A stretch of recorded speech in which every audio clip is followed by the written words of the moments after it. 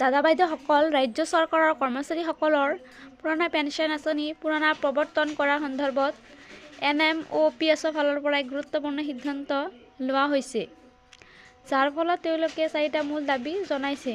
সেয়া তেওঁলোকে পালন কৰিব, য'ত NMPSৰ ফালৰ পৰা কোৱা হৈছে যে বৰ্তমান সময়ত NPS কোনোপধ্যেই গ্ৰহণযোগ্য নহয়, কিয়নো সেয়া অনুচিত পেঞ্চন যোজনা আৰু বৃদ্ধ অৱস্থাত সেয়া সকাহ প্ৰদান কৰিব নোৱাৰে।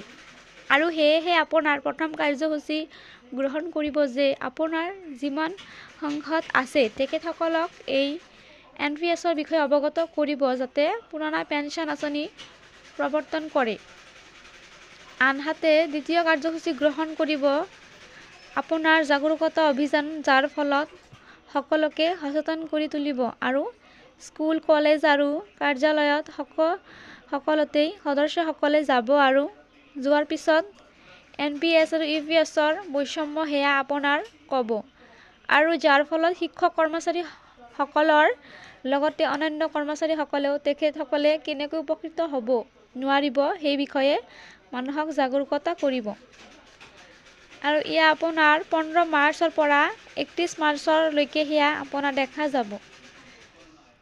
এতিয়া আমি ক'বলৈ ওলাইছোঁ 3 নম্বৰত, কলা দিৱসৰ লগতে জিলা অধিকাৰী তেখেতসকলক সেই জ্ঞাপন পত্ৰ দিয়া হ'ব, যাতে জিলা অধিকাৰীসকলে NPSৰ ভয়াৱহতাৰ বিষয়ে জানিব পাৰে।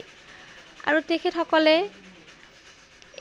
1 এপ্ৰিল 2025 তাৰিখে কলা দিৱস হিচাপে পালন কৰিব সমগ্ৰ ৰাজ্যতেই। আৰু 4 নম্বৰটো হ'ল যন্ত্ৰ-মন্ত্ৰৰ বিশাল প্ৰদূষণ আৰু দিল্লীৰ যন্ত্ৰ-মন্ত্ৰত, আৰু ইয়াকে লৈ NPS আৰু EPSক লৈ এক বিশেষ ধৰ্ণা কাৰ্যসূচী পালন কৰিব।